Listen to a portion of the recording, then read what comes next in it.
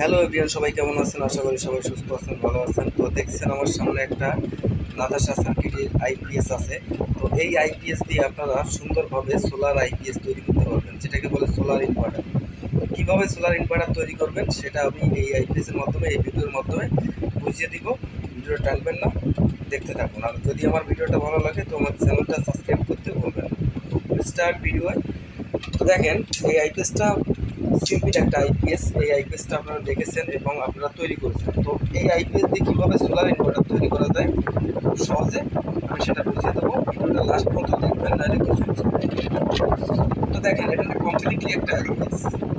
তো কিছু কিছু অংশ খোলা রয়েছে, যেটা আমি সার্ভিসিং করে রাখছি। তো দেখেন, আমরা সাধারণত আইপিএস অনেকেই বানাতে জানি, কিন্তু সোলার ইনভার্টার সবাই মনে করে একটু ব্যতিক্রম। তো হ্যাঁ, একটু ব্যতিক্রম অবশ্যই থাকবে। এটা দিয়ে সোলার ইনভার্টার করা